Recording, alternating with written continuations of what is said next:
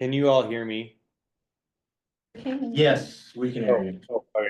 Now we can hear you also. But the only way I could bring you over is to start it, so that's why we're recording a little bit early.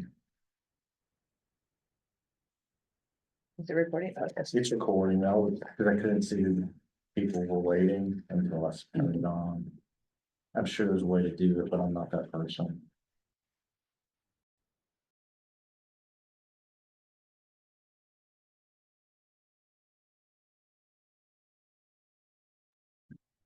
let's get started.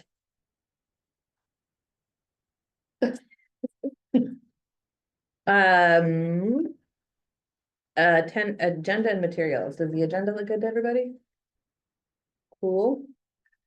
The minutes. I wasn't here, so I will not be part of that discussion. Would anybody like to make any amendments to the minutes? Would anybody like to move to approve? Move to approve the minutes. Can we approve it with 3 people? You can. But I'm not gonna vote. You have a plan. Okay.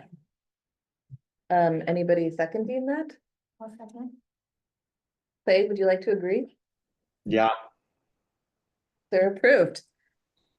Okay, comments from board members. Clay, you start. it's nice to see you back and only for a short while, I know, but sorry I can't be there in person. That's all. I would not know if you go. Okay, it is good to see Carolyn, and it's been a moment and sad that you're departing.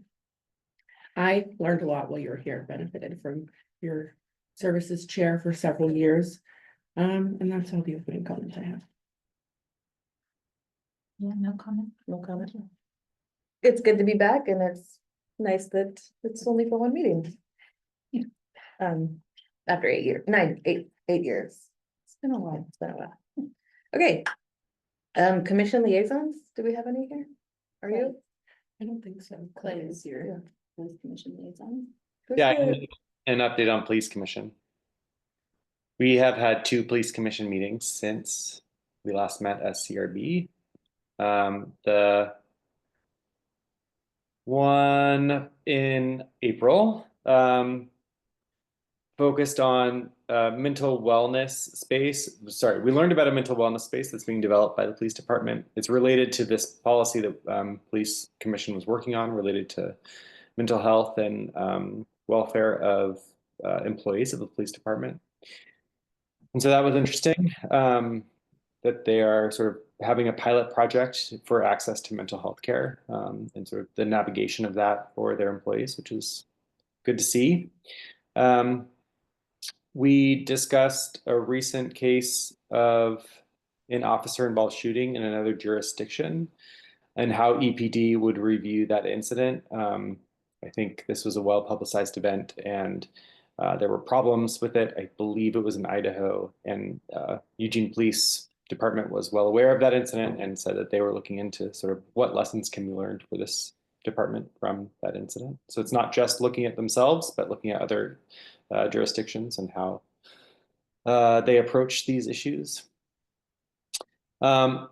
I think the major thing, sorry, I have a lot of notes, so let me just get to the major point, which is that an issue was brought up about reviewing discipline. And if any of you remember a previous member of the CRB who is now on police commission, who has an interest in this particular policy where CRB members and the auditor do not know what discipline is used as an outcome of findings from the investigations that we review. So we might see that an allegation is sustained by the chief, but we don't know if what kind of discipline that leads to. And I think the police commission has an interest in seeing that policy changed in some way where someone in the oversight world has access to that information to be able to guide policymaking. So from their interest, it's an interest in policymaking related to discipline, and I think they also have the community engagement interest in it as well. So this leads to the fact that we had an annual retreat in May, which was last week, And one of the policy discussions that we will be moving forward into the next year's police commission agenda is how review of discipline could be implemented by someone outside of the police department, and investigations into that, which will probably involve conversations with the auditor's office and CRB and many other people, including it's a bargainable issue with the police union, obviously. So it is something that they will need to be involved in as well. The other primary thing is the community safety payroll tax. We heard a lot about that at the annual retreat, but then also at our April meeting, and it's essentially a funding source that is up for renewal in 2027, and it funds a significant amount of the Police Bureau's operations, in addition to other community safety issues and programs. And I think there's some worry that this tax will not be voted on by community members, voted in favor by community members when it goes to the ballot, because of recent issues that we have had with fire services fee to fund certain fire services in Eugene. And so I think the police department and the police commission will be talking a lot about the community services payroll tax, community safety payroll tax over the next couple of years, and probably it will come to the CRB's attention. So yeah, that's it. Cool.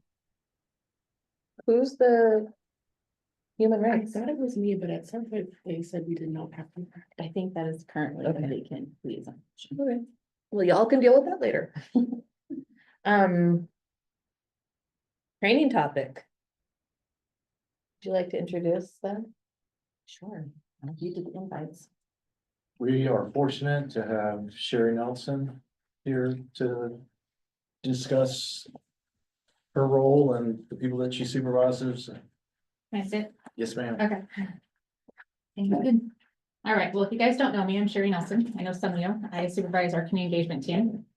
And I've been, just a little history about me, so you know what you're getting. I've been in law enforcement since 1995, held a similar position. I've been a probation officer, had kids. My husband's a Lieutenant Nelson.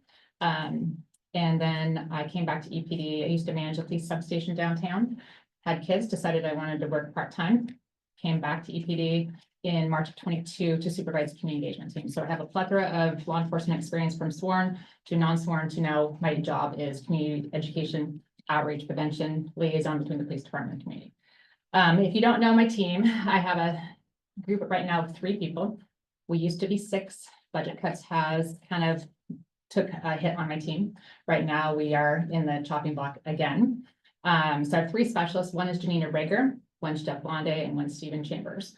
We are all assigned to beats, basically kind of like patrol. They separate the city. Right now, each of them have 2 beats and another one has 3, which they were blessed with, like U of O area and Country Club, where there's not a lot of crime. Right now, what they do is we're dealing with a lot of trespassing issues, a lot of the unhoused. We also teach education as far as de-escalation, personal safety, CPTED, which is crime prevention through environmental design. If your house was burglarized, we would come in and do an assessment from the ground up, inside out approach. I also teach active shooter, active threat, the run, hide, fight, Alice, so I'm certified in that. I'm also a car seat technician, so that full gamut of prevention and education. So we are alternative response, no arresting power. I can give you a parking ticket and that's about it. We don't carry any guns. We have pepper spray. So we are still that soft approach of the alternative, basically like this. And we throw a vest on, an external vest. That's kind of a softer approach. We are 410s, just like patrol, but we work during the week. We also do National Night Out, Safety Town, Citizens Police Academy, which we just completed they graduated on May 7th. We had at that point in time, we had over 40 applications. We dwindled it down to about 26. And then people got sick, people had to drop out. We ended up with 22 graduating. They went through a whole course of everything that EPD offers, down to records, to range, to defensive tactics, to driving. So they got to experience everything. And we had presenters from each unit within the department. We also do like bike safety, car seats, anything that you would have a question for comes to me and I filter it out through my team.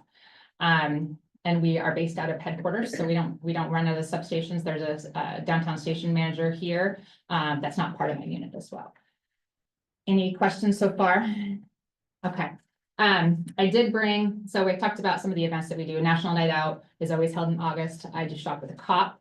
Safety Town, which we did last year, this year due to some issues, obviously with our positioning and budget, we had to pull my team back and just focus on a lot of the trespassing issues. So a lot of times what will happen now is you get a call for service that can't be cleared by patrol. If my team can go clear it, we will do that as long as we're not putting my team in danger. Because we're not equipped like the officers are. So if we could drive by and stay in our vehicles and ask them to move along, we will. And then we will go make contact with that property owner or the business to say, hey, we were here, just, you know, because that's a lot of times, probably for you guys, you get, even just with auditor's office, you get a lot of complaints that we're not following up. That's what my team's starting to do. Last week, I had one of my team members clear over 100 calls just for trespassing. That's a lot for one person to do. And then I also, a couple of my team members are ad hoc, meaning they have their main function, but they also do drones. The chief scanner actually authorized professional staff to start doing other things, which is awesome. So one of them is on EVOX or driving, and the other person's also on drones. So they have some additional functions and duties that they get to seek out their passion, even doing the position that we're doing. I don't know what that means. Ad hoc? Drums, Oh, drones. do I? Drones, the Drones. Drones. I said drums. I'm like, why are we drums? You know what? I did see That's them cool. one day walking down the street with the drum, so. Yeah. yes. That's We cheating. could play drums, drones. So he is, which is part of, we have a couple professional staff, so non-sworn, still in uniform, that respond with our officers in that capacity that are not gonna be right in the scene. So if it's a hot scene, something's happening, it's not cleared, they're not gonna be in the heat of it because they're not equipped. So they're gonna be off-site, you know, typically, ideally would be amazing if they're a couple blocks away. Sometimes that doesn't happen. So that's something new to us that was offered to professional staff to start working on other teams that we can. And that, so my team consists of, basically, we have 3 people. One has been on, she's over 23 years with the department. She used to be a police officer, then she switched over to community service officer. And then I have another gentleman who is about 2 years ready to retire. And then another gentleman who is basically responsible for this area that has 23 years within the city, but has about 8 years to retire as well. So we're all in our upper ages, I'm gonna say. So we're more experienced per se. And, you know, in the ideal world, I would have 7 people. I don't. So we're trying to do the job of 7 with 3. And then I do anything that these gentlemen over here ask me to do as well. So we do a lot of the hair on fire stuff. If there was something happens where there was an incident in a neighborhood that we came into and kind of caused some disruption, my team would come in and try and smooth it over a little bit and give them that more personal approach. And we do get a lot of people because we are responsible for the trespass letter program. We deal with people on a daily basis where we're responsible for that, where we have over 6,000 letters in the system for, and what that means is commercial and business properties can give us EPD the authority to come onto their property without calling them at 2 in the morning to deal with the person who's trespassing. And so my team also manages that. We also manage the ride-along program. We also manage the rental property program. So if you were to have a rental property like an apartment complex and you wanted to know what was happening on your property, you would get a phone call, an email from us stating there was a call for service at your location. Apartment A was having some issues, and then that would help them along the process to be able to manage their property. Or if they were dealing with an eviction process, that also gives an additional tool, like apartment A has had 100 calls in a month. That lets them know that's what's going on. So just more along that lines of collaboration with them as well. So those are the programs that we run. Do you have any questions about what I've talked about? Clarification? Yes. Yes. I have a question. Yes. So the officers who work on this team, are they volunteer? Nope. They We are, paid? yeah, we are city paid employees. Our title is community engagement specialist. We used to be community service officer Cs, and then we switched it to community engagement because that's our job, is outreach, education, prevention. We will respond if there's a crash, if nobody's available. We have the certifications, we have the ability to do that. Again, we still fall under that alternative run. So we are in a uniform, soft uniform, and an external vest. So we have a couple volunteers that work within our unit that are assigned to us, but we're all paid. And so Non-sworn. Non-sworn, yep. my next question was assuming that it was volunteer. Are retired officers still able to get their pension while working on the CSO team?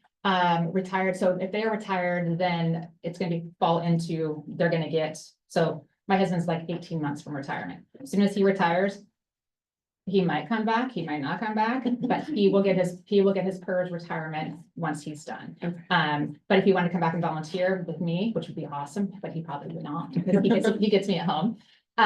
He would still get part of that, and he'd just get the volunteer capacity.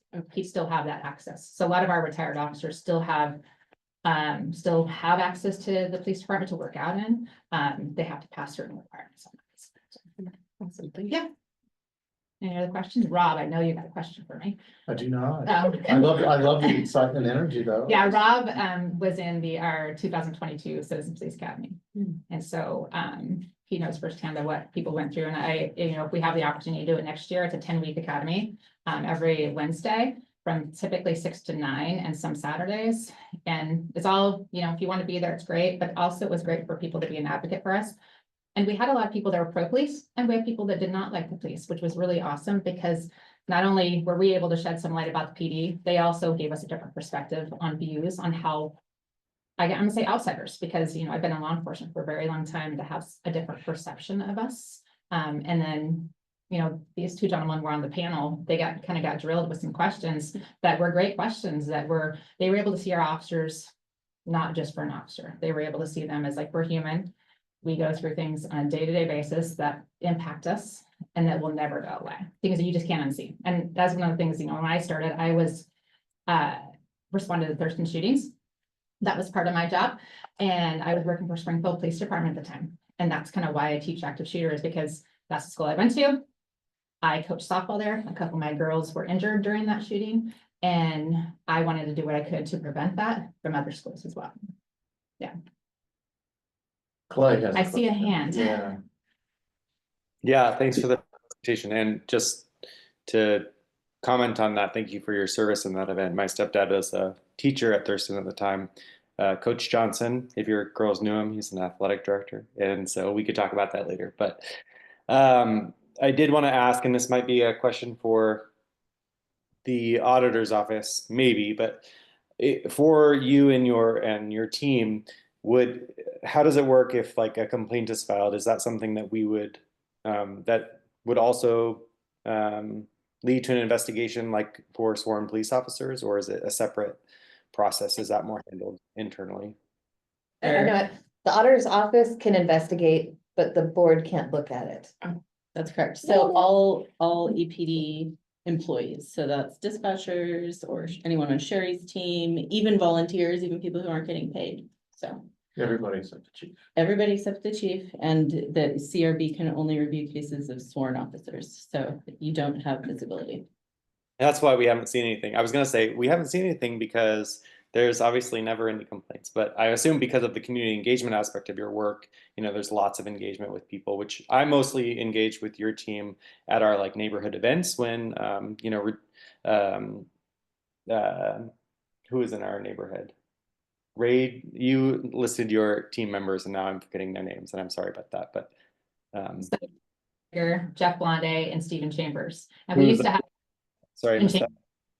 Margaret Rosada, she retired a while ago. So live on the north side, depends on who you get, but Stephen deals with the campus area and Valley River Center and all that. So we do a lot of the neighborhood association meetings as well. Totally, and that's always been really successful. So thanks for all your work, and I guess we will never review a case. So I won't ask follow-up questions about that. First, I should say it's not a team that we receive a lot of complaints about, just to be transparent, but also when you're looking at your the open and closed cases, the case report, you would see any complaints listed in there. So you would have some amount of transparency into them, but you wouldn't get the completed case file review. Our vehicles do look like police vehicles though, so that's the other thing as well. We don't have light bars on top, but they do look like police vehicles, patrol vehicles, but they just say community engagement. Same thing with the volunteers as well. That's, I think, that's a little hard piece to it is, you know, we try really hard not to look like a police officer, but we do. Are you driving the trucks? We have one white truck, but that's community service officers. Okay. And so we drive a blue SUV, just like the patrol vehicles, that says community engagement on it, that has a really cool tree design on it. So if you look nice at it, like a long time, you'll see a tree design. If not, it just looks like a blur. So, and then we don't have any push bars in the front. We have lights inside, just we had to do traffic direction. We want to make sure that our team's safe. Can you talk a little bit about the difference between CSOs and community engagement? Yes, I know Rob was gonna probably hopefully invite CSOs as well. So community engagement team is, we're not we're not counters. We don't get called out. We don't dispatch to calls. So we are not a person so we can work. If we wanted to work a Saturday, we could work a Saturday. Whereas CSOs, they are set like Wednesday through a Saturday, or Sunday through a Wednesday, just like patrol is. So they're counters. They will respond to crashes, found property, paraphernalia, like drug paraphernalia. If they need to pick up any, like if there's animal welfare's not working, they could go be dispatched to a dog. If there's typically, they're gonna same thing like us, we support patrol, but they are the ones that are mainly dispatched. My team will jump those calls, meaning that if there's not a CSO, that they're called a William unit, we're Robert units, how our designators are. If we don't have anyone available, my team will jump it because we are trained in it and skilled in it where we can do that. They look like us. We all look the same. We all have the same uniform, just they're community service officers, and then they drive the white vehicles around. A lot of times you'll see them at football games doing traffic direction. Last night there was the big, huge, basketball game at Matt Night. They would do that as well. And then they would support my team if my team can't do it. As far as if I needed a tour, we do a lot of tours at the PD. And then my team is we don't count. We're flexible schedules. We do the again, that education piece. We're certified in. We have crisis negotiation that we're certified in. We also have trauma that we're dealing with people on a more personal level, where we're trying to diffuse those situations a little more. We have that personal contact on that education piece as well. We have more certifications, and a lot of times our CSOs they use it as a stepping stone to become an officer. It's kind of their way to get their foot in the door. Some of them want to stay a CSO forever. That's how I started, and I liked it. I liked that piece where I didn't have to work graveyard on Christmas, and I could still help and educate people doing in that capacity, and I didn't have to I want to prevent people from going to jail. That's kind of how I looked at it. Hopefully that clarifies a little bit. So yeah, Thank you. I just want to share that Sherry didn't mention this, but she is our main contact when we do our public safety forum / community resource day. So she does it all. Thank you so much. Thank you. Yeah, so we did, we will do that, and then we do, I try and finagle folks I beg and plead them to do things, because if I can't do it, or I ask my husband a lot of times, I bribe him a little bit to help me out. But we do have a lot of the contact where we're that outreach. We deal with a lot of the CMO's office, where someone will call us, like right now, I'm also on the public spaces meeting, where I deal with incident commanders from downtown, from all around, dealing with the unhoused and how to combat those situations, and also out of the office for community engagement to deal with some of the neighborhood associations. I also work closely with the chamber and how to combat some of the situations, specifically with trespassing right now, because that's a big topic for our city. I had Stephen Chambers come to my house, because sent him to me, and he was great. Good. Yeah, so if your house was burglarized, a lot of times what we'll do is. Oh, it wasn't, but Okay, that's good. Thank you. we had neighborhood problems. But what we'll do is each week we'll pay attention to the calls for service. So if a home or a business is burglarized, my team will pull all the calls for service for burglaries. And then we'll reach out to those people that were victims to see how we can make their home feel safer, make them feel safer as well. We don't do any hands-on training, so no personal safety hands-on. All of our stuff is lecture format, except for I'll do practical drills for Run, Hide, Fight or Alice. And that's basically active shooter for the schools. Yeah, we had some drama in the neighborhood, and he came and helped make sure our And house mediate. was good. Yeah. Well, he did the burglary walk pre-burglary.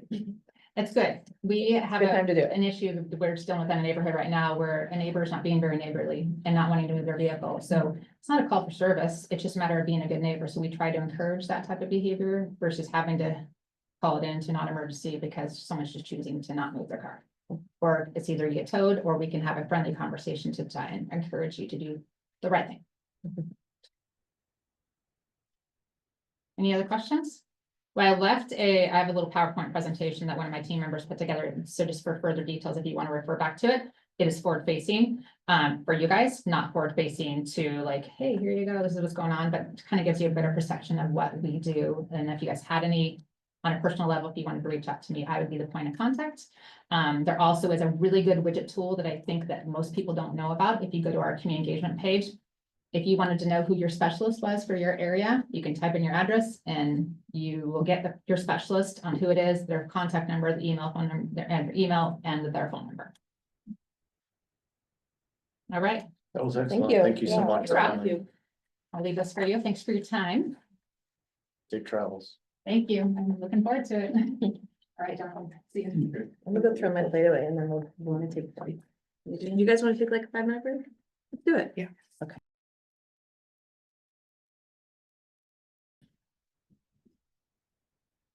We're going live again. Yeah, he's Live. good with balance. Yep.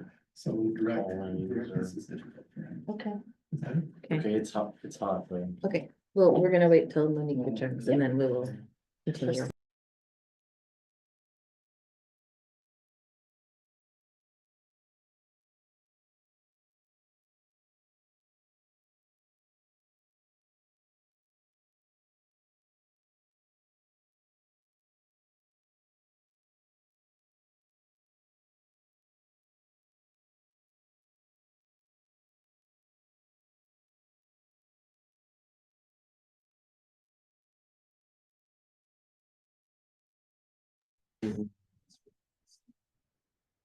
Okay, so we had a request to review an inquiry.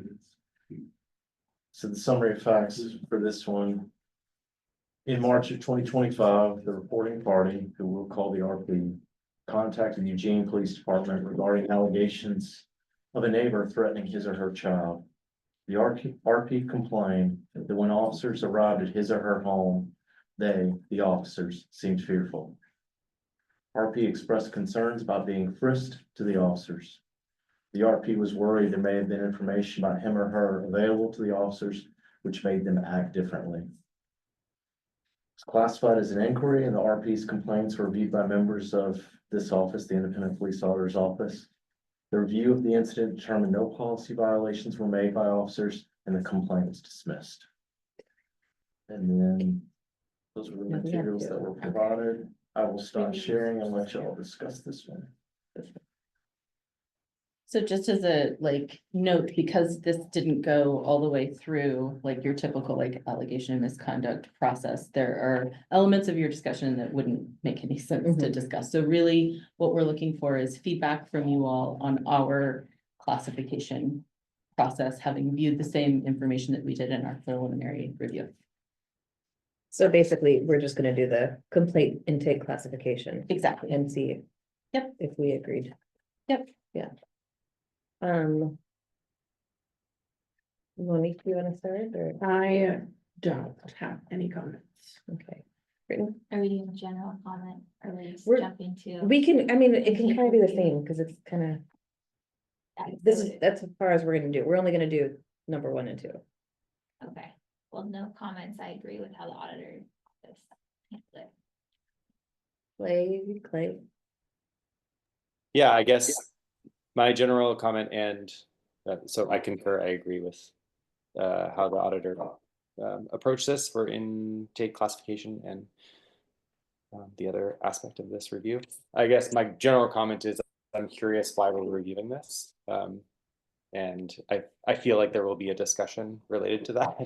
So it would be helpful to know what maybe prompted the review at CRB. So in this case, it was requested by a community member. And so it's something that community members can request is that their case be looked at or reviewed. So that is why. Oh, that's great. That's super helpful to know. because I think it's always important to sort of explain to any community member who might be watching or who might view the recording in the future, sort of why we might feel the way we feel about the things we're saying. And one of the things that we were able to review was body worn video of this incident. And so you can very clearly from 3 vantage points sort of see a conversation that ensued between officers who responded to a call and the person who made the call for the officers to respond, and I think who is also the same person who made the who asked for the inquiry. And from my perspective as a community member, I thought that was handled very well by the members of the police department, and that's what I assume the not what I assume, what I know the auditor's office was looking for was policy violations that could have occurred in that incident. And to my eyes also, it did not appear that there were any policy violations. In fact, it appeared to be pretty great behavior by police department employees on site. So thank you. Like, I agree. I think that I didn't see any misconduct that I would have risen to allegations had I been in your shoes. But I do appreciate getting to see this kind of thing sometimes because it helps just ensure the transparency of the system and the fact that we can and talk about it and everything. You guys have anything to add? Very good. No, but I thank Lindsay for bringing the case before us. Anything else for me? I just, Clay, thank you for elaborating and expounding upon that, because I do want to encourage community members to utilize this option.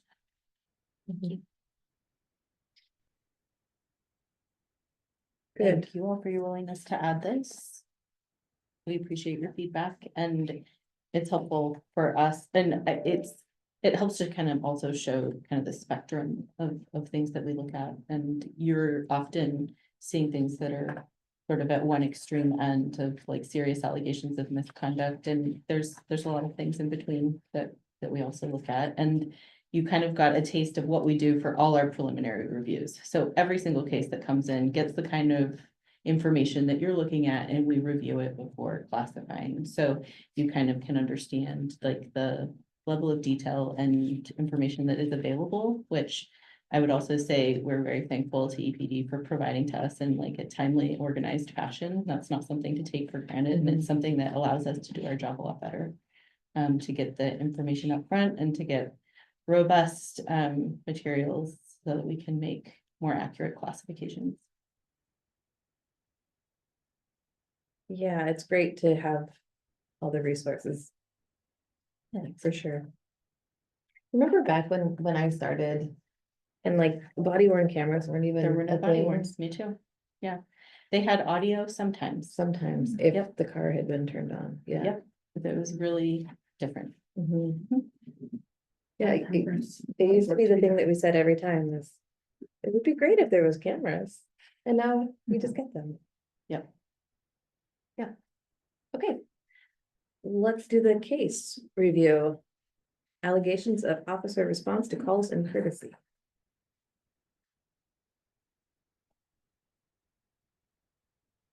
So we've got our traditional case review. It's relating to allegations regarding an officer's response to calls and courtesy. So in November of 2024, Officer D conducted a traffic stop of a vehicle driven by the suspect. The suspect stopped his or her vehicle in a commercial parking lot in Eugene. Officer E assisted with the traffic stop. Officer D informed Officer E that he or she suspected the suspect was impaired, so under the influence of alcohol and or other intoxicants. Officer D told the suspect he or she suspected impairment and requested voluntary completion of field sobriety tests. The suspect consented to the field sobriety tests and they began moments later. As the encounter continued, the suspect chose to discontinue the voluntary field sobriety tests. Officer D continued his or her investigative encounter, discussed the incident with Officer E, and determined probable cause existed to arrest the suspect. Next, Officer D told the suspect he or she was under arrest.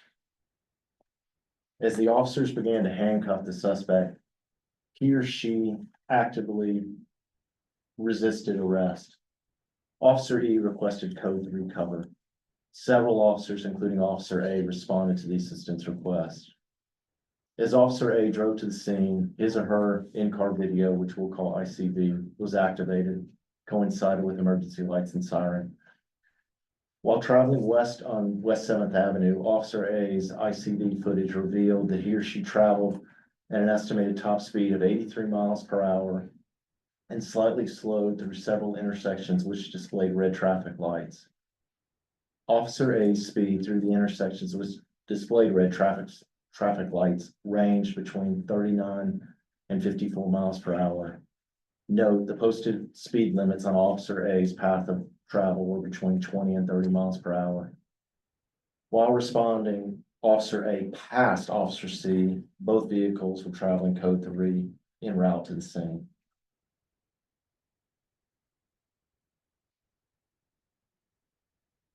During Officer D's and Officer E's scuffle with the suspect, Officer E effectively deployed his or her taser. The officers gained control of the suspect and successfully handcuffed him or her. Moments later, responding officers arrived at the commercial parking lot. Officer A also arrived on scene and assisted the other officers. And note, the suspect was securely in custody and handcuffed when Officer A arrived. During the arrest custody of the suspect, Officer A said, "Sucks to suck, bud," and "Pro tip, bud, if you fight with the cops, this is what happens. Have fun in jail." In Officer A's internal affairs interview, he or she stated his or her driving utilized due care and believed it was within policy. Officer A stated he or she possessed more experience than Officer C, and that was the reason for passing him or her. When asked about the post-arrest comments, Officer A stated at the time of the incident, he or she did not believe the suspect could have become more agitated. Officer A stated he or she was angry and acknowledged the comments were not helpful. So this resulted in 2 allegations. 416 officer response to calls. Then in November 2024, Officer A failed to drive with due care for the safety of others at several intersections at high speed and passing another code 3 responding officer when responding to a DUI traffic stop by 2 other officers. And the second allegation, 103.5.8 courtesy. Then in November 2024, Officer A failed to provide courteous service and was disrespectful when engaging in verbal interactions with an arrested and in custody individual. And then for the adjudication recommendations, so they were sustained across the board. And then, so issues for CRB discussion, it's the usual. And then, so this complaint, it was an anonymous submission generated, the investigation, and then the classifications we covered, response to calls and courtesy. We've got the relevant sections, and then for chain of command, so sergeant, lieutenant, captain, deputy chief, all in lockstep sustained, chief sustained, auditor recommendation sustained. And then these are our usual materials that we provided y'all to review.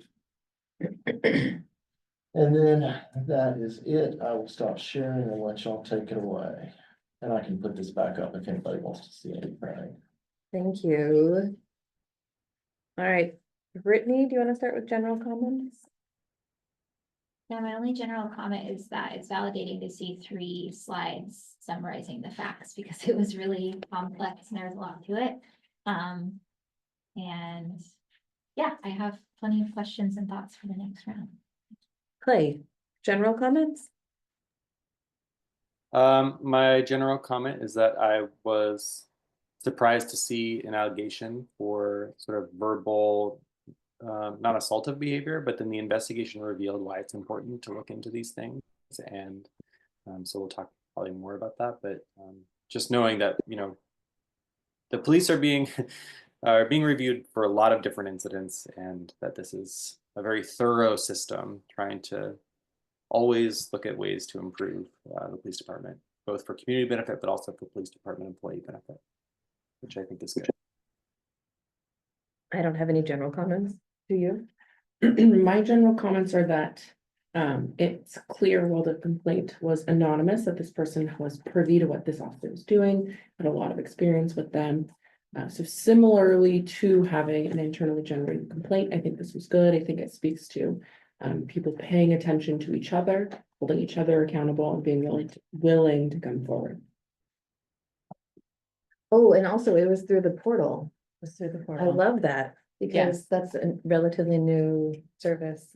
So I think last year was our full calendar year with the online portal being active. We had it like the last few months of the year before, but it has become our second most common intake point. So telephone traditionally, historically has always been number one by a wide margin. It still is. That's remained very consistent, but now the portal is our second largest intake point. So it is great because it does allow for truly anonymous submissions, but people who submit their complaints through the portal who want to remain anonymous, it generates a ticket number that if they want to check back in and see where their complaint is in the process, and just some very cursory information about how it's traveled through the path, they can see it without me needing to know anything about them. That just automatically happens. So we think that's a really huge improvement over systems that we've had in the past. And this is a good case study of how it can be used to generate truly anonymous complaint.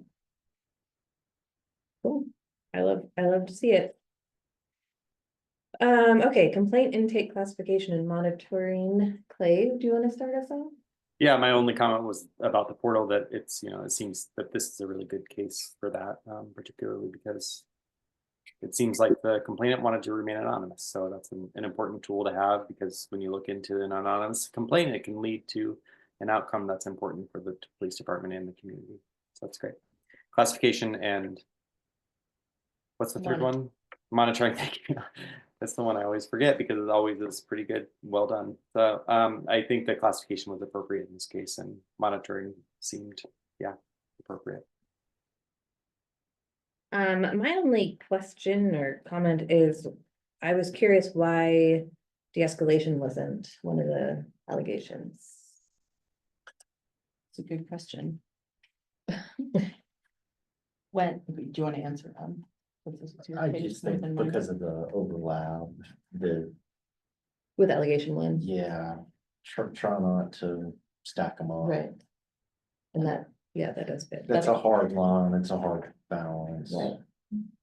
That's another thing that I would say. So like when we talk about stacking, so we try not to look at one behavior and level more than one allegation for each specific behavior. Okay. So in my mind, sort of the distinction between the allegation that we went with and something like de-escalation, while you could say this was the opposite of de-escalation, this was maybe escalation, the outcomes were not as relevant. The person was already restrained in the back of a police car. So oftentimes when we're looking at de-escalation, we're then thinking about like, what are the then potentially negative outcomes from the lack of de-escalation? So for me, mentally, that sort of made the other allegation we chose make more sense. Okay, yeah, that's good to hear. It also started pretty calm and then went the other way. Right. so- Yeah, I mean, I because don't. there's no classification for just escalation. Right, and it caught the officer D&E completely off guard too. Right. Yeah, I mean, allegations are art more than science. And so I do think it's like a constant Mhm, refinement of trying to pick the one that makes the most sense. right. Um, The way you explained it helps. Thank you. That was it. Honey. I think I also wanted to note that it was the report was made through the portal. That's a good thing. I thought the monitoring and classification was sufficient. I'll echo again, appreciation for that, and it's helpful to know the history, 'cause like, I don't think I've seen one of these, and I'm still kind of new with that, it is new pathway as well. I just wanted to clarify, because I thought I remembered in the complaint, there was, also a comment about the officer maybe in a different incident approaching somebody alone. And I just wanted to confirm that there's not an allegation tied to that, because that's not policy, but just best practice. That's exactly correct. Okay. That's all. Okay, relevant department policies, practices, and policy training considerations. That's all of them. I'll start with that, I think. Cause you started, right, Clay? Last time? I haven't done this in a while. Give me a break. Nobody's complaining. Okay. Nobody's complaining. You're doing. I'm doing so great. So I have some thoughts on this one. A couple things. In terms of practices, watching the video, I think the in-car video of, I watched, both officers, the one who passed A and then B is the one who was passed, or C? C was passed.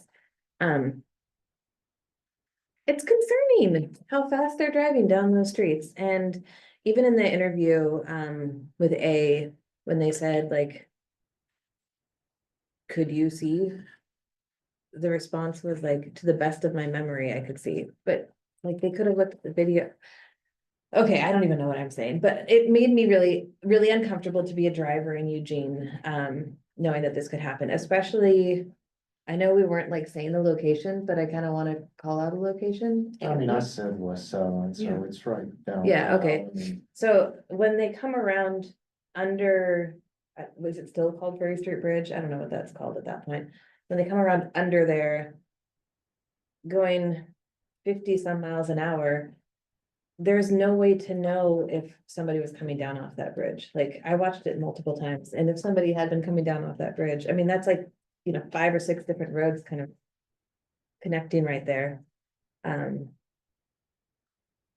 right now, like, Eugene drivers aren't super aware of lights, from what I have noticed. We have a lot of pedestrians. There's a lot of pedestrians there, especially with that big apartment building and the grocery store and restaurants. Yeah, that was really concerning to me. And that is it's a blind corner coming around underneath, and then it's super blind coming when the people come by. I did not like that. And then there was one thing that the officer A said in their interview that really I didn't like. When asked, I think it was one of the follow-up questions from the auditor's office.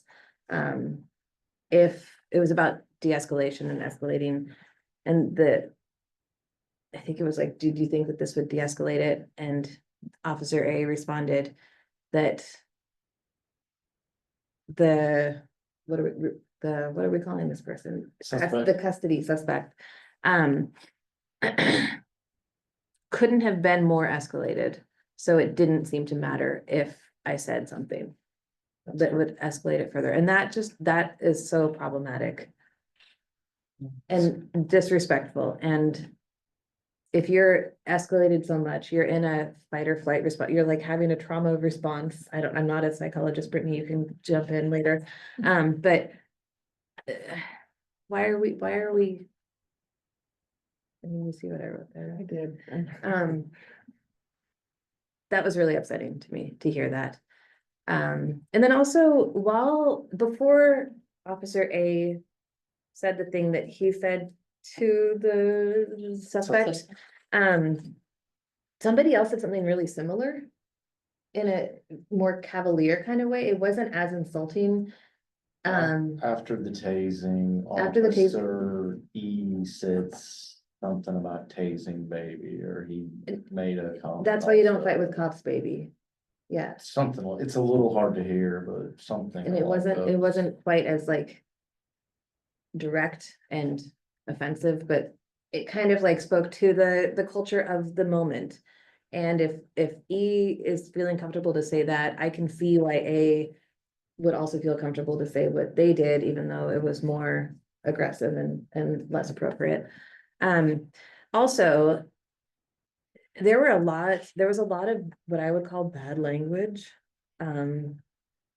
Generally, like the F word was thrown around a lot, and I feel like in the past we've had allegations based solely on the kind of language, and that EPD, the expectation is that you don't use that kind of language. Just why in every courtesy report, the officer did not use foul language. Right. et cetera, et cetera. Right, right. So, and that wasn't part of the allegation either from what I saw. That correct? is correct. Yeah, and it wasn't just Officer A using the F word.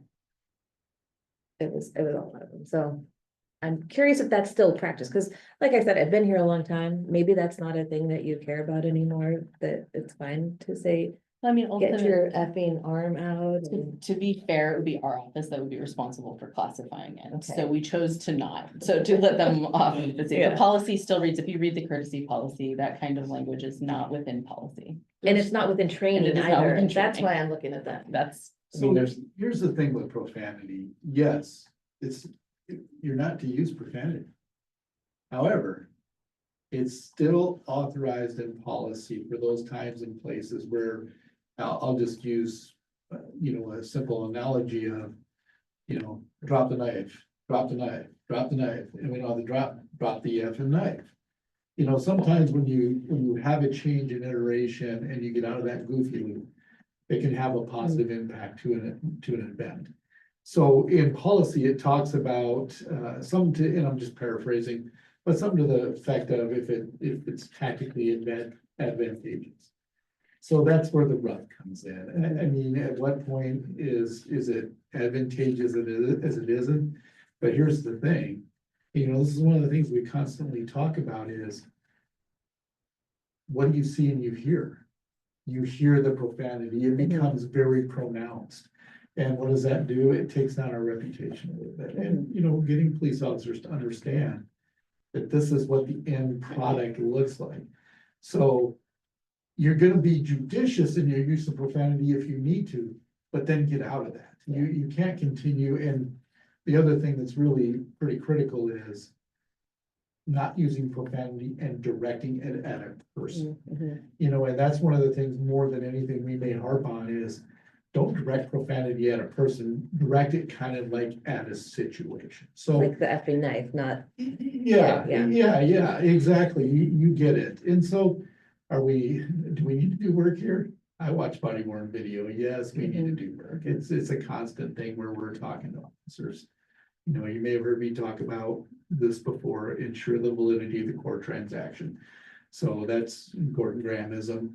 Talk about making sure that you have good legal grounds for whatever action you're taking, that you have an arrestable offense, and then don't poison your case by using foul language. I mean, just be smarter and be professional. So Right. hopefully that it's not a condoned behavior, but of course, there are those situations where it does come into play, and it actually is, dare I say, necessary. sure. Yeah. I get that, and I use profanity in my personal life. I don't wanna come across as like, oh, mustache.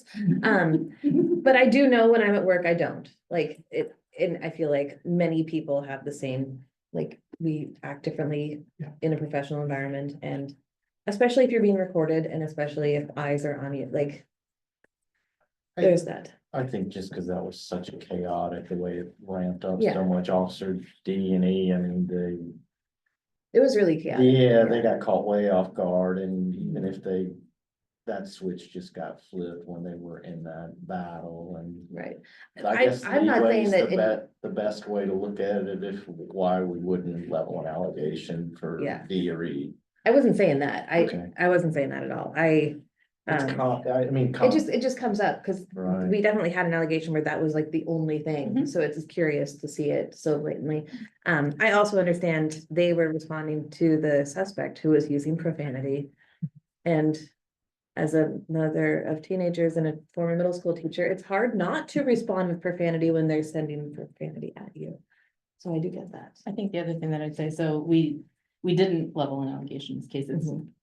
It could be, the other thing to think about is that there could be a serious allegation of misconduct related to, let's say, courtesy or professionalism or something, but it could also be something that would be a lower level, like supervisor review, something that wouldn't necessarily rise to a serious allegation of misconduct, but that a supervisor might review with their employees and talk to them about. You all don't look at a lot of those. Right, right. Which is part of the reason why you don't see that kind of Mhm. allegation very often. It probably usually, in our estimation, falls into the classification of something that a supervisor can directly handle and take care of, as opposed to going through this process. Not always, there are exceptional circumstances that are sort of aberrations. So perhaps when EPD was looking at this, some of that did happen with D&E. I Like, can't speak we to can't this say- case specifically, but I can But I say can assume. part of the reason why you may not see a lot of profanity related Mhm. things here is because they would be more likely to be classified at a lower, Yeah. like supervisor review courtesy kind of type level. Okay, But we're Cool. happy to hear your feedback. I'm done. You've heard it. Go ahead. I think some of it is repeating what you had said earlier. I don't think I've seen anyone drive that fast on West Seventh. And I, like, as the driver, would be worried about all the things that I cannot control. So that is concerning. And I would again note that the people who were observing the speeding were other officers. With respect to training, I think that there could be some de-escalation or just some courtesy training. And perhaps it could be a briefing and it doesn't have to be a training. Also, they should be informed, like, how to be courteous, but what the driving expectations are if they're not already getting that. And yeah, I think that's it. Very succinct, but I'm impressed. Go ahead. Right, some things stood out to me from the initial complaint, so I want to acknowledge that that was just what the complainant noticed, and I don't know that it's fact. But it did just raise question, because there was comments about multiple officers, other officers making comments about this individual and feeling unsafe. And then a specific, note that a lack of oversight from a lieutenant during this officer's probation period led to them passing probation. So again, just what the complainant said, but it just made me wonder, is that possible? Does that happen? What's the gatekeeping process? No, General? probation goes through what's known as a probation review for every employee. It's done by a board. So it's not one singular person, one singular lieutenant that's making decisions on probation, so no. That's a little bit misinformed. Okay. My other question is wondering, how officers are assigned in general. And my understanding is that this officer, is assigned to downtown or was. And again, in the complainant's words, that there was maybe a trend of, behaviors relating to individuals who are unhoused or maybe having similar sorts of presenting behaviors. So just wondering why and how this officer was assigned to downtown, and if that's something that's like negotiated or. Officers are assigned on seniority. They assign their shifts or they bid their shifts based on seniority. So those with the most seniority can have the greatest selection of shifts. Those with the least amount of seniority, they end up with least amount of shift choices. So by and large, there's not a specific tailoring of individuals to shifts. And we can't do it. We're prohibited by our current contract with the bargaining unit. Can you talk a little bit about your beat system? Yeah, no, well, the city's broken out into, I believe, 5 beats. I'm not sure that we've added an additional one. And so there's specific geographical locations throughout the city. The overall overarching goal of the police department is to place the same officers in the same beat or same district, because that's a cornerstone of community policing. And it also allows us to, for the officers to get known and familiar with those living in those areas. So this officer being assigned to downtown, we want to keep them downtown. In this particular case, we're hearing a situation and we're hearing discussions about interactions with the unhoused. I could also tell you stories about business owners downtown having different reactions to this officer, and very positive and favorable. And that's because we have the same officer in the same area. So now, to go somewhat more to a central theme here, Brittany, if we saw, as an administration, if we saw specific issues that continue to raise for us, as is alleged here, then certainly we would take a look at how we're assigning that officer to shift and do we make a change. You So- can, if it it would be a problem. At the end of the day, there is one overarching thing in our contract with the bargaining unit, and that's known as management rights. So if there is something that we can point to where we say there is an absolute need to do A, B, or C, the chief of police has that discretion. So we do watch these things. Early warning systems are in place as far as our IA system goes and our use of force reporting. So there is some checks and balances in place. So. That's what I was hoping to hear. Thank you. All I got. That's it? Okay, Clay. I always look up there, but you're there. I'm having the same dilemma. Yeah, no, I don't have additional policy or training recommendations. I think it's been covered. Thanks. Okay, just a reminder, both the auditor's office and chain of command sustained. So, and we, As does the chief. as did the chief. I thought that, Everybody's I thought sustained. that chain of command included the chief. We usually kind of break them out as Okay. separate, but. Although he is in. He is I know, in he's chief. kind of like He's the Top of the top. Since he's the chief, he gets his own law. Gives us some- Okay. Do you want to share if you? Yeah, well, first I wanted to, off Sergeant Peckles is not here, but I think he's the one who did this He is. investigation. He Yeah. was the one. I thought that the adjudication memo was actually really well written. It was efficient. And I agree with the adjudication decisions made by the auditor's office and the chief And the chain of command. and Shannon. Was it not Peckles? I did the investigation, not the adjudication. I misheard. So, Oh. much back. I might have said it. I just saw you nodding, just curious. I agree with sustained as well. Clay, Yes, I concur with sustained adjudications. as do I. If I had a gavel, I'd bang it. Although I think we should probably not elect chair and vice chair. So we probably should have changed that when we talked about the agenda for tonight. I was just gonna ask if you're comfortable doing that. You are missing some people. So if you would like to defer that to a later meeting, we can do that, but Or since they're not here, you can assign. them. that's also fun. That's true. That would not be fair. That's.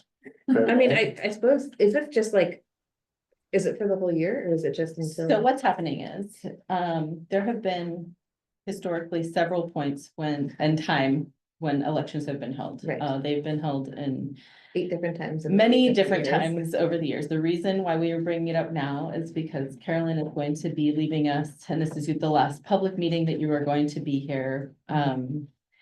And you're going to be hearing from council soon about the appointments that will start July 1. Typically, people who are newly, like freshly appointed, not continuing terms, but newly appointed, don't serve in chair or vice chair positions. Usually they have a little time to like kind of get their feet wet before they would apply to be chair or vice chair, but with Carolyn leaving, it leaves a vacancy, right? So you have Jose is chair, Carolyn is vice chair, Carolyn's leaving, so that means in July you have just a chair and you have a vacancy. And so the thought was that if you all wanted to vote today on a vice chair to fill Carolyn's gap, or also to just appoint them for the rest of the year, that would be fine. But if you don't feel comfortable moving forward because we are missing quite a few people, then that is fine as well. We can survive a meeting without having the position filled, but we would want to make sure to take care of that soon. Would Jose he'd still be chair if we didn't vote today? Correct. Yes, he would still be chair, but there wouldn't be anybody backing him up. Do we have a volunteer? Would one of the 4 you guys want to be vice chair or 3, I guess? So typically, if we were gonna, so you can just, I guess I would want feedback. Do you want to proceed with trying to appoint maybe just a vice chair if you would like to suggest that they remain as chair? Can you guys give me a sense about whether you'd like to do that? Well, do you know if Jose is interested in playing? I do not know. Okay, That's what I We'll be able can't to answer that answer. question tomorrow. okay. Yeah, I feel like there is it would be helpful to have more of our members or more knowledge of our members' longevity or participation in this discussion. In June, like, so maybe doing it in the June meeting and having conversation in advance if needed, but I know that could put everybody in a challenging spot. Does this need to be a public? Or, we don't have a meeting in June, and then why be it not a public meeting? Just because we're doing a field trip, it's not. No, like no, we're the- June is the field June trip. is a field trip. Yeah, so Okay. Clay, just to catch you up, so the chair and vice chair wanted in June to do a field trip to the comm center, and then in July you will have new members, so you would have a I see. vacancy on July first, because Carolyn will no longer be with the board. Is Clay's interim vice, right? He did temporarily serve as interim vice chair. Yeah, was there a like a timeline for that? I can't remember what the vote. I mean, Perpetuity. could we just extend it to July and then they could decide on chair and vice chair in July? You can all do I- whatever you would like to I do. would be fine with that. So I'm hearing a nomination for Clay for vice chair. Is that accurate? No, I'm not doing anything. No, I'm okay. clarifying. Okay, I don't know. I don't feel like I ought to do anything. Clay, are you interested in being vice chair? Well, there's just this complication that I'm gonna be out of the country this summer, so I'm just looking at the schedule and seeing if I can participate in the meeting regardless. Don't know. You know, if it'll be we're like 2 a.m. appointing an interim just for the July at least. Because we're not sure Jose will be there either. That we just don't know. All right, I suggest that Monique is the interim chair and vice chair, since she will be here. Will you be here? I will be here in July. It'll be a good one though with the good trip. Was that a motion that I can second? I don't think it was a motion. No, So, Oh, I move what Carolyn said. but if in July, Jose's not here yeah, and Clay's also not here, I'm gonna suggest a point of clarification let's do it. to make this a little more simple. So Jose is gonna continue to serve as far as we know, and his term is not ending. He doesn't need to be reappointed. So if you wanted to leave him in the chair position, the chair and vice chair traditionally have backed each other up. So if one is not available, then the other will take that place. So it would make sense to me if you wanted to appoint Monique as the vice chair, and then you can have a full group discussion in July about how you'd like to proceed with the chair and vice chair for the rest of the year. Would that be an acceptable path forward for everybody? okay. I rescind my motion.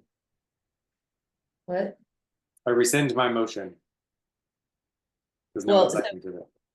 Mostly it was just like a clarification. Are you saying you would like Monique to be chair or vice chair? That's what I'm asking. Are you willing to be either? Vice chair, we're keeping Jose as chair for now. Okay. So now if you want. So I move to nominate Monique as vice chair through July, I'm only doing it through July until we can have a broader conversation with the board about nominations for position. But that's irrelevant. I'll second. All right, then now we decide if that's gonna happen, and I approve. They Yes, both I'll do. I abstain. You abstain, all right, so that's 3 out of 4. Motion Counts. ambiguously carries. We got a motion. Good job, everybody. Auditor report, First report time. it is, All right. and Lindsay is the first time you've been our auditor, This is true. our interim It's my auditor. first and maybe last meeting as interim auditor. So I became interim auditor appointed by council as of April 25th at 5:01 PM. I will talk a little bit about what that means in the auditor's process. I will also speak a little bit to what Clay mentioned about discipline and police commission to the extent that I can, and give you some updates about what's going on with our annual report and city council before asking for a little bit of feedback on cases and trainings. So right now, the city council is in the process of negotiating with their finalist candidate for the auditor to fill the auditor's position permanently. So they've been they engaged in a national search and have whittled it down to their one finalist candidate. One person went through backgrounds and they reviewed those backgrounds yesterday and announced that Craig Renetsky is their choice to extend the offer for the permanent auditor position. So you can watch that city council meeting if you want to watch the comments and discussion. We do not have a firm timeline about when that will happen, and so the way that my current contract is written is that I would be the interim auditor until a new auditor is put in place, or the city rescinds my contract, or I rescind my contract. So that's how it's written. So the plan is that I would be here interim to help until we can onboard the new permanent auditor. So more on that soon. The way that council wrote it, if they can reach an agreement, it doesn't require a full, like, session on the council agenda. They can just put it in the consent calendar, which is a much more streamlined process. So, we are sort of on a path with an end in sight. I should say that I'm like thankful and honored that I would be considered to be interim, and I hope that I can fill the very big shoes that are left behind. There's big shoes to fill. When it comes to other council items, so the Civilian Review Board presents an annual report to City Council, as does our office. We typically do these things at the same time. We typically do this in May. So May 21st is when they will be hearing our annual reports. So those are available in draft form if you all wanted to review them. Typically, we don't release those in this meeting until after we've presented those results to City Council, but I'd be happy to share. We have them. We'd be happy to share them with you if you want to look at them. Those typically contain statistical information about the workload of the office, how we classify things, the types of complaints, if there's any trends or things that we see. And one of those trends that we report on every year is discipline. So to speak a little bit to the issues that were being raised at Police Commission. So if I'm remembering correctly, it is the ordinance, the language that currently precludes, it does not include authority for our office to comment on discipline or to have any input on discipline. We are allowed to report on discipline trends. So we do this annually, and we do this in such a way that it is aggregated, so it's not identifiable. So that's a key issue with looking at individual and specific discipline. That is not something that we are currently authorized to comment on, so we don't. But we do provide disciplinary trends. So you'll notice in our annual report, it'll show the types of discipline that were given and the number of officers who received that type of discipline and the general types of allegations that were sustained. So you can, that's how we're trying to kind of thread that needle to maintain the privacy of the people involved, but also provide some transparency. So those are not changes that we can make within this office. They are things that would have to be a broader council level process of ordinance revision is the best, to the best of my understanding. It is also not the first time that this kind of issue has been raised. So this was part of the recommendations that were made during the ad hoc committee on police reform. So if you look in the ad hoc report, there's in the appendices in the back, there are some specific recommendations that have been made in the past. So this is something that has surfaced in community over time and could continue to have some energy by the sounds of it. So we're happy to answer any questions or provide any clarification. But yeah, at the moment, that's kind of where we stand with our involvement in discipline, which is that we're not involved. We just report on trends. And so that's that interim discipline annual report. Okay. The last thing is just that a couple times a year, we try to ask if there are things that you all think would be helpful in terms of trainings.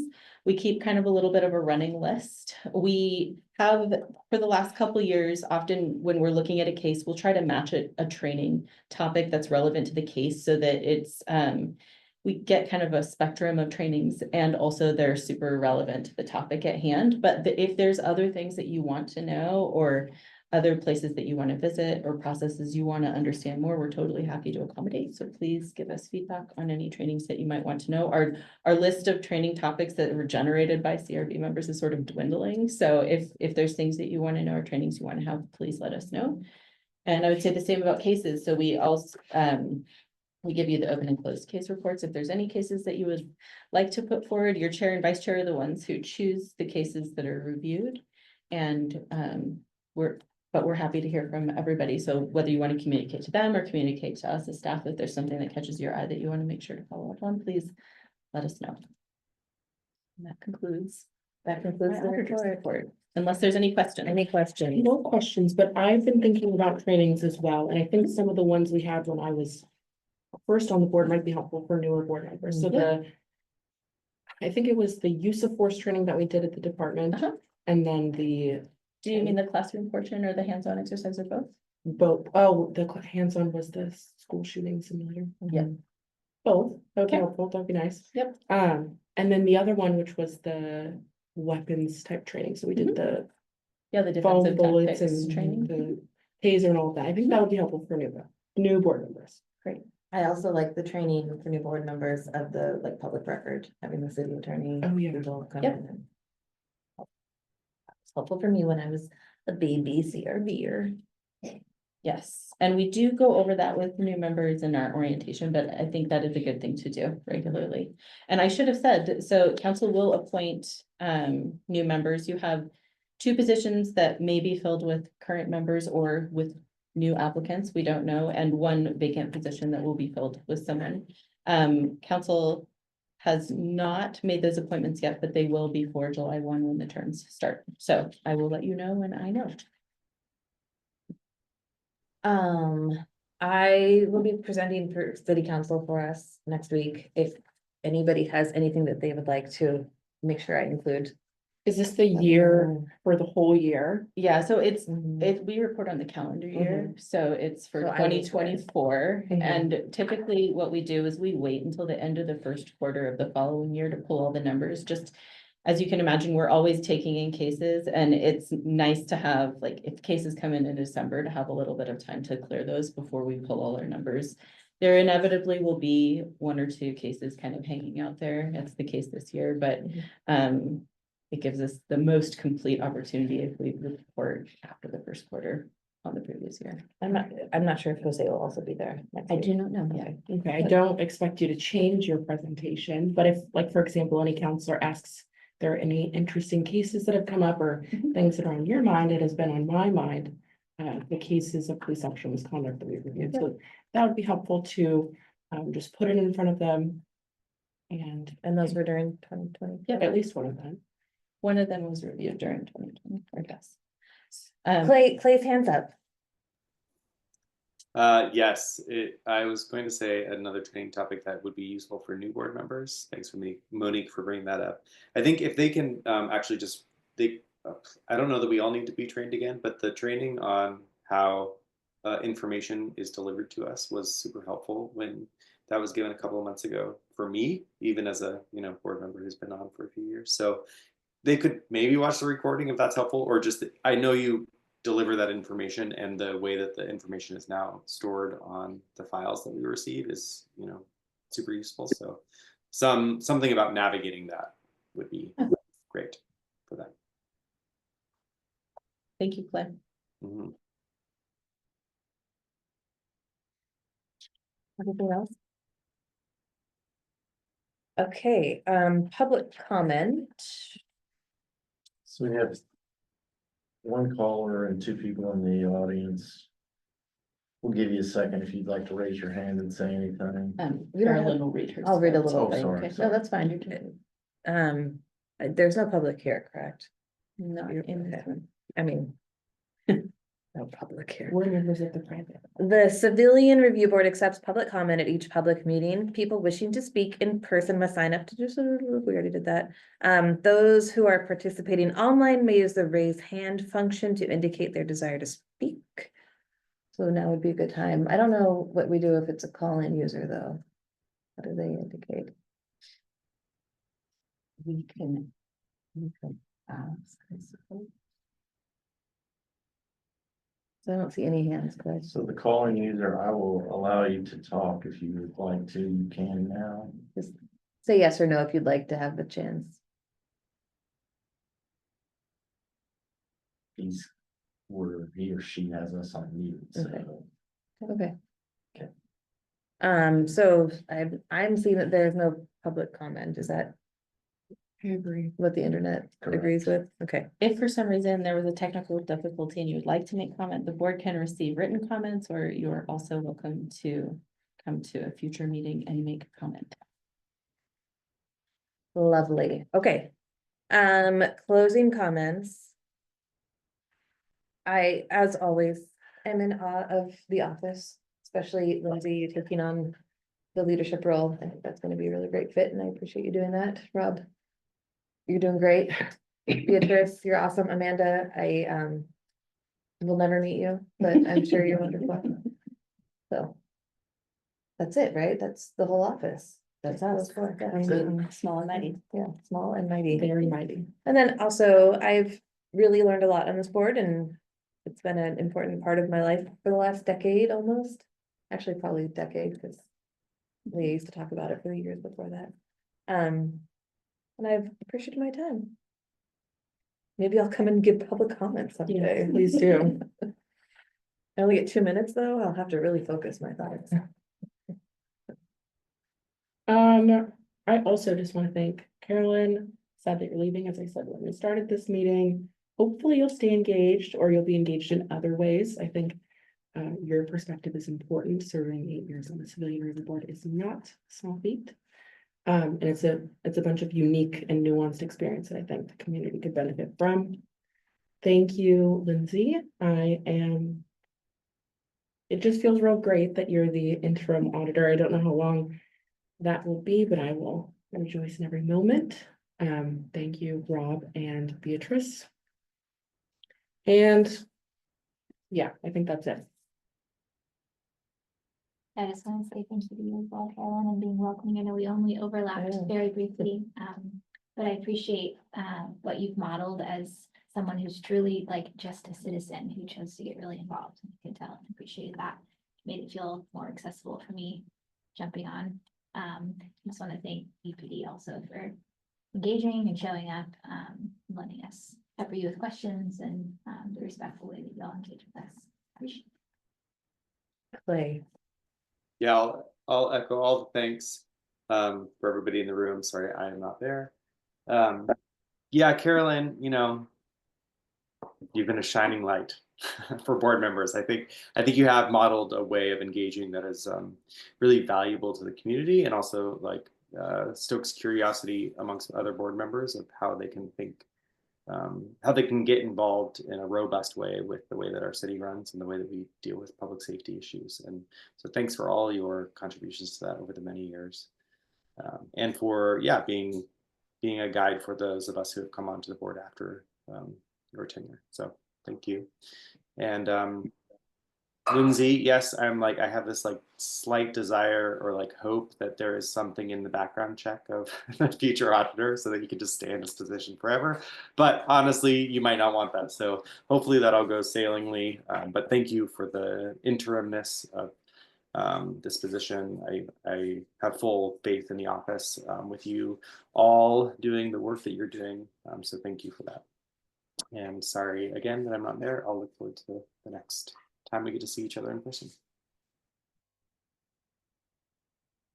All right, we can adjourn next month. As you said, we're not publicly meeting because we're doing a visit to the comms center. And I plan on attending because that sounds fascinating to me. And then next time will be July, and we will have a new interim vice chair. And remember.